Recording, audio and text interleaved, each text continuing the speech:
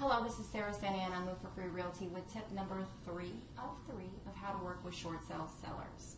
This last section, I'm going to be talking about some tips and tricks that will help you once you have received an offer, what you need to do to help your offer get through. Number 1, if you have not received an offer yet, please keep reducing the price. Every single property should sell. It's just at what price. So please continue to reduce it.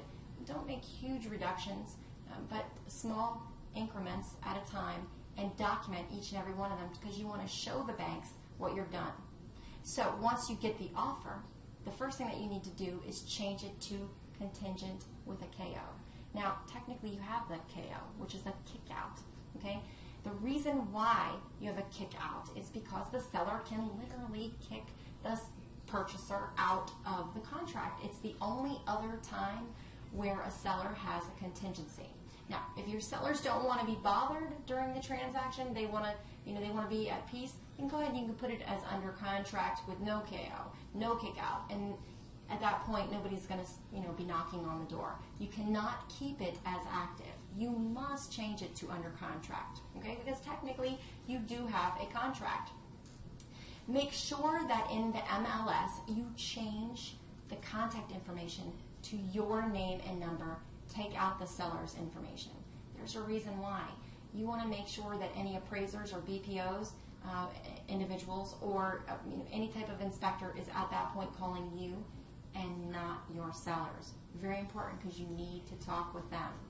Make sure that you put a combination box on it once it goes under contract, because again, the people doing the BPOs and the appraisals and the inspections, they're going to be wanting you to let them in. And if you have a central lock box on, they're going to make you go out there. But if you have a combination box on there, they can get in themselves. That's going to save you a lot of time and energy. Little tips like that is going to help. And the last, most important one would be to influence the BPO. I know that sounds bad, but let's talk about that. A lot of times what ends up happening is the person that comes out to do the BPO may not be familiar with the area. They have no idea what the sales contract came in at. They have no idea of your marketing, all of the hard work you've put into the marketing and how long it took for you to get an offer. They also have no idea of all the repairs in the house. Typically they'll come out and do an inspection, which is just a walk around. So what I like to do, this also helps the people doing the BPOs. I'll find that they'll call me up and thank me afterwards. I take the agent notes in MRIs, the agent notes. So again, this is something that the world cannot see. This is just real estate agents. And I will add in there the amount of the sales contract, the amount that I got for my offer. I'm also going to add in there the MLS numbers that I think will be comparable. And if it's important, especially if it's a lower offer, you definitely want to make sure that you have that contract price. If you have a lot of repairs, go ahead and put a repair estimate in there if you have one, or what you're thinking the cost of the repairs would be. List all of the repairs so that the person doing the BPO can make sure that it comes in at a realistic price. Most of the hard part of getting that short sale approved is getting the bank to accept the contract price, and they typically want to come back and negotiate with us. If we can get the BPO people on our side, because we know whether or not the price is right. We know. So if we can get them on our side and show them what we've done, show them the repair estimates, show them the contract price, then they're going to understand where we're at.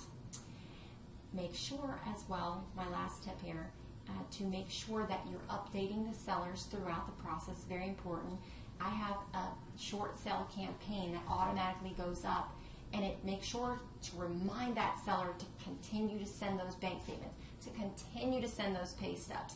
Anything that would be pertinent as far as their financial information, such as if they have a baby, if they have a job loss, or anything like that affects their income, we need to keep that updated. If we need to submit a new financial form, then we have to do that.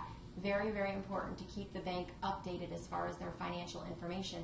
The bank's going to come back and ask it, and then it's going to delay things even further. So if you continuously send those in, it's going to help you. So all of this should help you get those short sales approved and get them approved fast. Thanks so much.